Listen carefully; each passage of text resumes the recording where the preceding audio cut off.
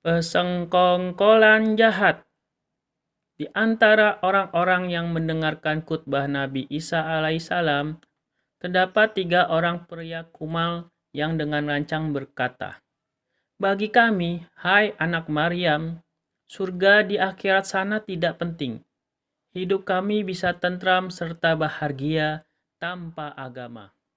Kalau banyak harta, kami pasti akan hidup senang. Harta tidak menjamin ketentraman hidup, saudara-saudaraku," sahut Nabi Isa dengan penuh kasih sayang. "Omong kosong apa itu? Hartalah yang membuat hidup gemerlap dan semarak," bantah mereka bersikeras. "Jika demikian pendapat saudara-saudara, baiklah, nanti datang kepada saya, bertiga saja. Kita akan bicara. Barangkali ada rejeki buat saudara-saudara," ucap Nabi Isa.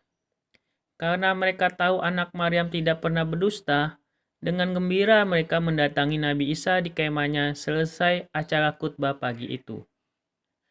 Nabi Isa memberikan sebuah peta tempat menyimpan harta kekayaan yang banyak sekali kepada mereka. Letaknya di puncak sebuah bukit yang cukup terjal, dalam sebuah gua tersembunyi.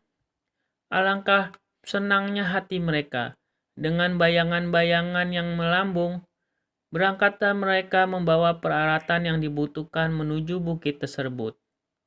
Setelah berulang-ulang mencocokkannya dengan gambar pada peta, akhirnya mereka yakin bahwa gua yang berpintu dan sekarang berada di muka mereka itu tempat menyimpan harta benda yang mereka tuju.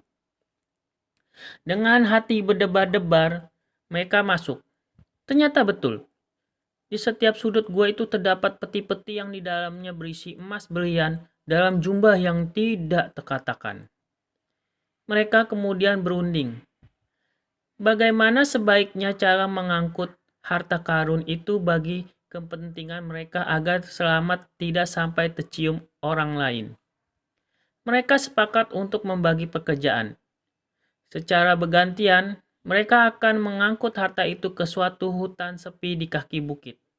Di sanalah harta itu baru akan dibagi sama rata. Kebetulan di tempat itu ada sebuah rumah tua yang sudah lama ditinggalkan penghuninya, seorang pemburu. Dengan susah payah dan menguras tenaga, akhirnya seluruh harta kekayaan itu berhasil mereka bawa ke hutan terpencil itu. Mereka sudah siap akan berbagi. Tetapi salah seorang di antara mereka berkata, "Perut kita lapar. Kalau harta ini kita bagi sekarang, terpaksa kita akan singgah di warung makan dengan membawa emas berlian itu. Hal itu berbahaya buat keamanan harta dan jiwa kita." Yang lain menjawab setelah berpikir sebentar, "Betul juga pendapatmu.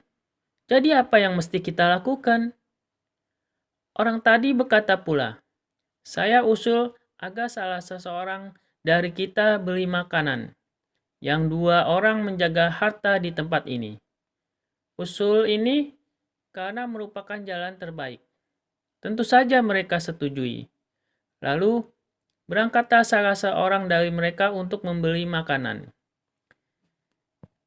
Di warung makan, karena perutnya sudah lapar sekali, ia makan di situ sekalian.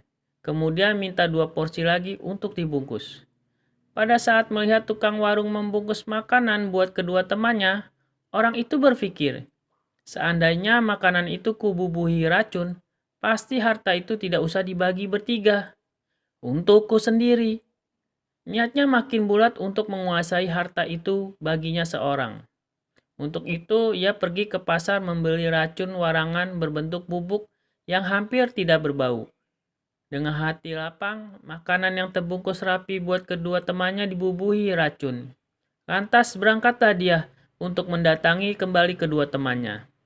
Sementara itu, kedua temannya begitu ia berangkat menuju ke desa, terlibat dalam rencana yang menguntungkan. "Benar juga katamu," kata salah seorang dari mereka. "Jika ia masih segar bugar, harta ini terpaksa dibagi bertiga. Satu-satunya cara biar harta ini hanya untuk kita berdua, teman kita itu harus dilenyapkan. Itulah maksud saya. Sambut yang pertama. Caranya bagaimana? Sebelum dia tiba, kita siapkan linggis di tangan kita masing-masing, dan kita bersembunyi di balik pintu. Begitu ia menongolkan kepalanya dari luar, langsung saja kita gebuk dengan linggis. Masa tidak meninggal? Hahaha, gampang sekali, gerak mereka berdua. Dari jauh mereka sudah melihat teman yang satu itu tengah berjalan mendaki tanjakan yang menuju ke hutan tempat mereka bersembunyi. Cepat-cepat kedua orang itu bersembunyi di balik pintu, siap dengan linggisnya. Detik demi detik berlalu, terdengar langkah kaki mendekati pintu. Pada waktu kepala teman mereka muncul ke dalam, dua linggis yang disediakan oleh kedua orang itu berulang kali menimpanya sehingga tanpa ampun lagi tewaslah kawanan tersebut. Dengan gembira, mereka menyeret mayat orang itu dan membuangnya ke dalam sebuah sumur tua di belakang rumah. Lalu dengan sukacita, mereka melahap 2 bungkus makanan yang dibeli oleh temannya tadi. Baru saja beberapa suap yang mereka telan masuk ke dalam perut, napas mereka menjadi sesak. Tenggorokannya seperti dibakar. Busa berbuih-buih mengalir dari mulut mereka. Setelah kejang-kejang dengan derita yang hebat, akhirnya kedua orang itu pun mati menyusul temannya yang mereka bunuh. Di dalam rumah itu masih teronggok harta karun yang mereka kejar. Wassalamualaikum warahmatullahi wabarakatuh.